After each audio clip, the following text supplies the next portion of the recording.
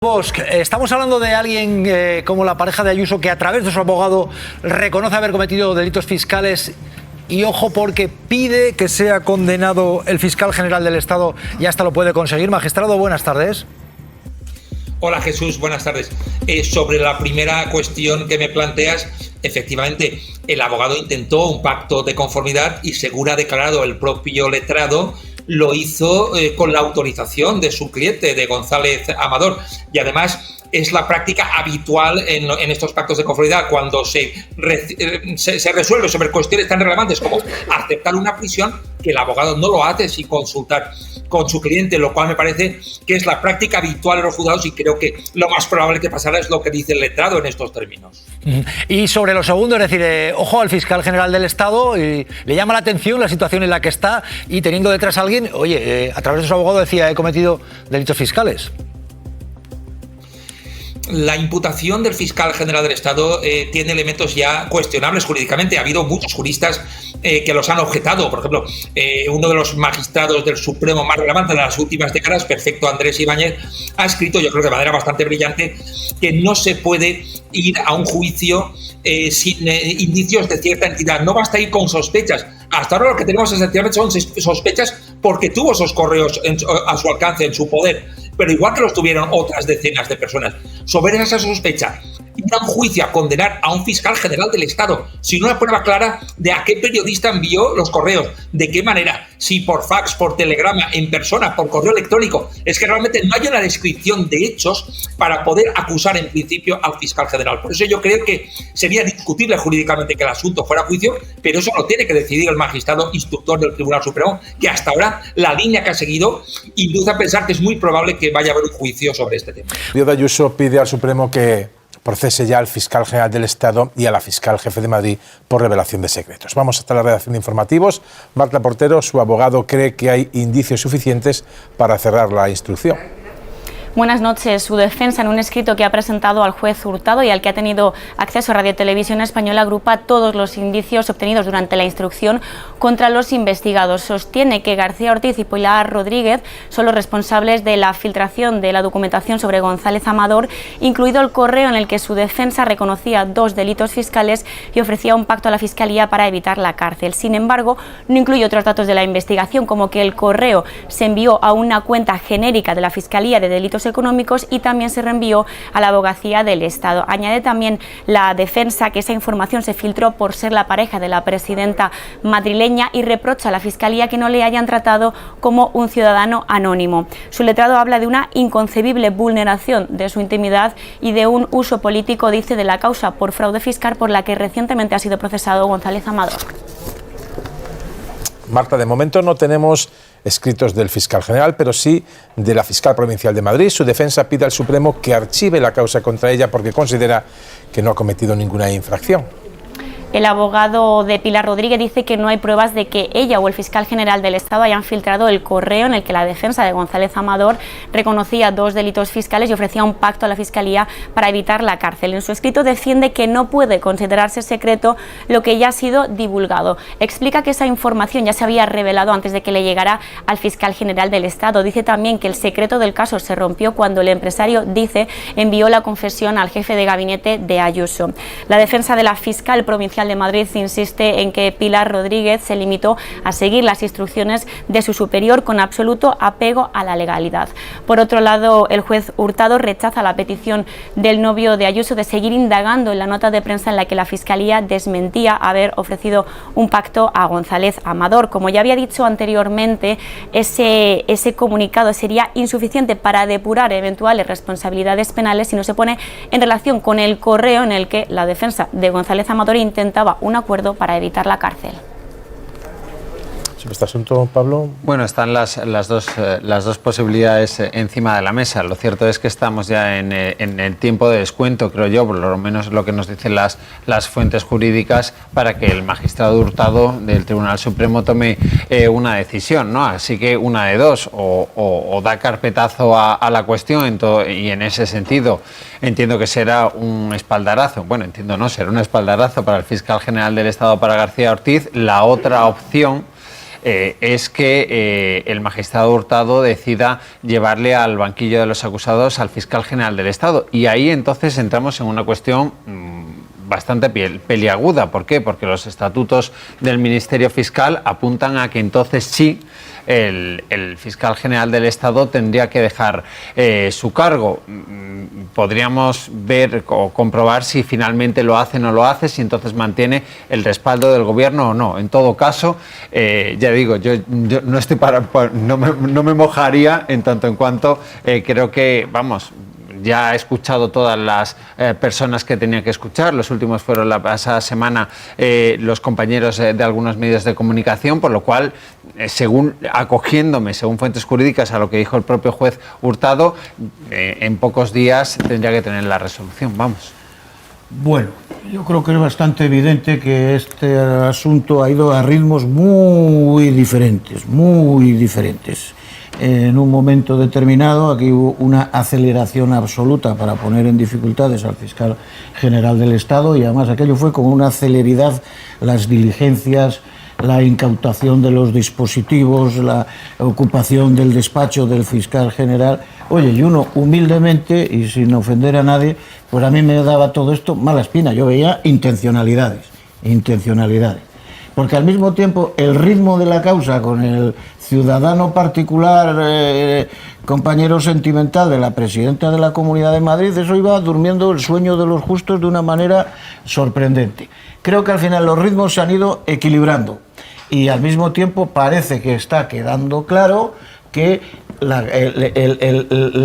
causa que pretende llevar al fiscal general poco menos que a su inhabilitación, resulta que cada vez parece que el propio abogado de González Amador, yo creo que así lo manifestó, que su información, su ofrecimiento del acuerdo a la Fiscalía lo envió a un correo genérico de la Fiscalía, etcétera. Pero mira, yo no voy a entrar en eso. Lo que parece que cada vez está bastante más claro y es prácticamente definitivo, es que el señor González Amador reconoció haber defraudado a la Hacienda Pública y al mismo tiempo, cuando ha pretendido pedir mayores diligencias, hasta la jueza le ha dicho: oiga, no nos tome el pelo, no enrede usted, que esto ya lo tenemos bastante depurado, y utilizando el argot de la señora Ayuso, pues da la sensación de que este ciudadano va para adelante.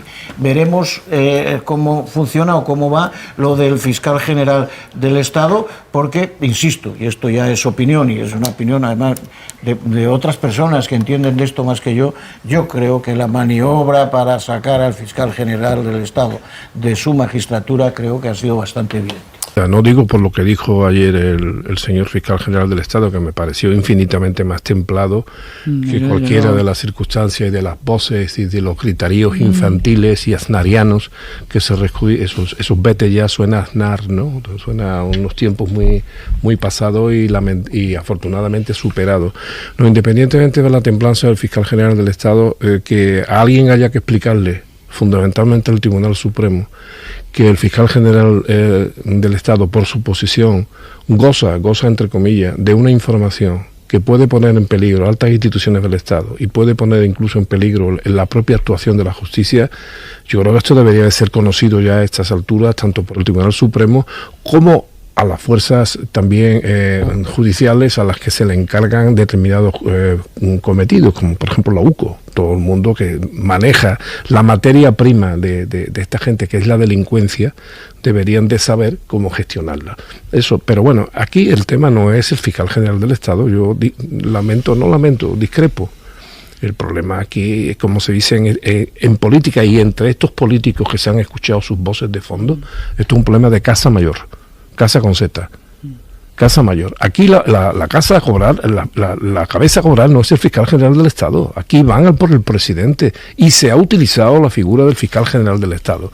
Cuando el fiscal general del Estado dice muchas cosas de las que dice, algunas tienen que ver exclusivamente con su cargo. Como por ejemplo cuando dice: mire usted, yo no puedo dejar mis datos disponibles eternamente en un teléfono, cuando se sabe las habilidades delincuenciales que existen hoy para acceder al teléfono, incluso de un fiscal general del Estado.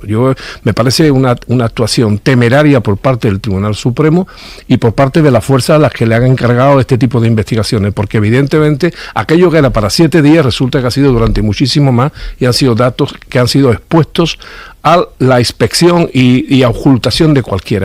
Vamos a ver qué le están pidiendo al fiscal general, que dimita porque va a hacer daño a la institución.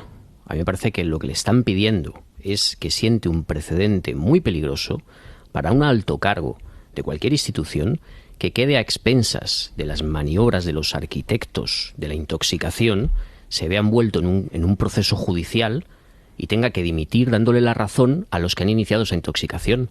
Porque hasta ahora lo que sabemos es que el fiscal general del Estado lo único que hizo fue ordenar una nota de prensa para desmentir una serie de bulos lanzados por el mandarín jefe de Sol, Miguel Ángel Rodríguez.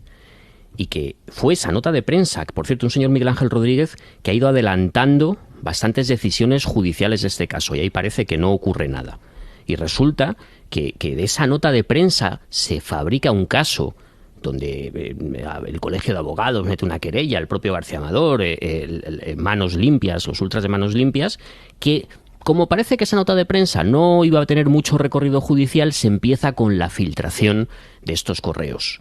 Y resulta que en este proceso que estamos viendo, lo que sabemos es que diferentes testigos, bien del ámbito periodístico, bien del ámbito de la Fiscalía, han declarado dos cosas: que ellos ya tenían los correos antes de que los pidiera el fiscal general, y por otro lado que esos correos figuraban en las direcciones de alrededor de 60 o 70 personas. Con lo cual esto evidentemente va a hacer muy difícil demostrar que fue García Ortiz el que filtró nada y que por tanto tenga alguna responsabilidad en la revelación de secretos. Por tanto, con estos hechos, lo que se está pidiendo es que el fiscal general dimita para que las maniobras de un intoxicador como Miguel Ángel Rodríguez tengan éxito al final de este proceso. Pero a mí me llama la atención otra cosa. Dicen de hacer daño a la institución. Dos de los firmantes de esta carta, Narváez y Madrigal, nos podrían contar qué estuvieron haciendo el 18 de abril del año 2023. ¿Qué estuvieron haciendo? Estuvieron reunidos con el señor Feijóo, pero de manera discreta. Ellos y otros cuantos fiscales. Y subrayamos lo de manera discreta, porque a mí me parecería bastante lógico que el líder de cualquier partido se reúna con una asociación de fiscales a enseñarles o a proponerles cuál es su programa en ámbito de justicia. Eso nos parece a todos normal. Pero se reúnen de manera discreta en abril del 23 para ver cómo van a desmontar las leyes del gobierno progresista, cuando teóricamente todavía faltaban 8 o 9 meses para las elecciones generales, que estaban previstas que se iban a convocar en diciembre del 23, enero del 24. Ellos tenían mucha prisa porque Feijóo llegara a Moncloa, por ver cómo se iban a derogar esas leyes. También estuvieron hablando de otras cuestiones, bueno, hasta que en España, al parecer, iba a haber un pucherazo que iba a alterar las elecciones. ¿Cómo no tuvo que ser la reunión discreta que al final se acabó filtrando a la prensa? A mí esto sí me parece, como ciudadano, que daña a la institución y que preocupa. No que el fiscal general tenga que defender a la institución de unas maniobras de un señor como Miguel Ángel Rodríguez que estaba, bueno, pues maniobrando para ver cómo iba a salvar a su jefa. El dato cronológico es importante. O sea, hay un día de marzo, el 12 de marzo, si no me equivoco, que se publica la noticia de que la pareja de Isabel Díaz Ayuso está investigada por 2 delitos fiscales y uno de falsedad documental. Después de 1 año y pico de inspección tributaria que ha dictaminado que hay dos delitos fiscales.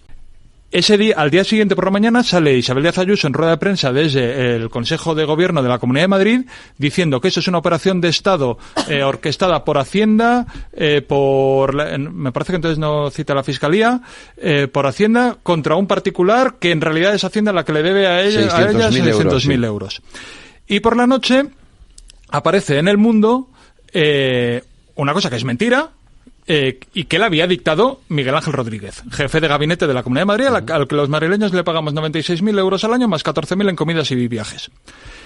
Y esa era esa noticia, que también es un mail filtrado y también es ilegal esa filtración, es mentira. Y entonces hay una operación, desde la defensa que se hace desde la Comunidad de Madrid, desde los aparatos institucionales de la Comunidad de Madrid públicos, de un presunto delincuente fiscal, se hace en base a mentiras, haciendo filtraciones de conversaciones entre el abogado y la Fiscalía. Y al día siguiente hay una nota de prensa esa misma noche, la SER da parte del primer email que desmiente lo que había filtrado Miguel Ángel Rodríguez, y al día siguiente hay una nota de prensa de la Fiscalía.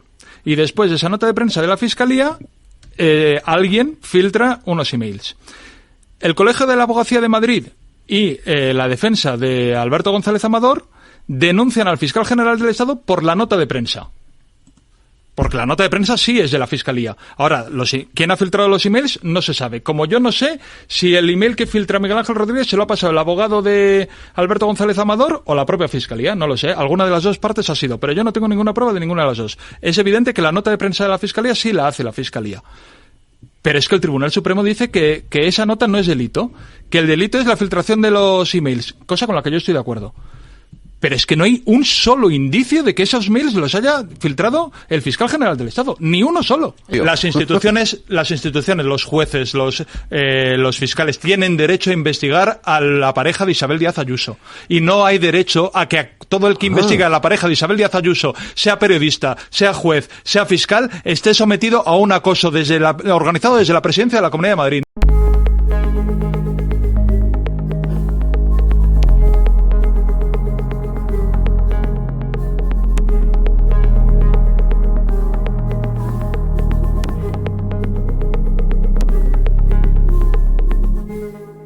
Thank you.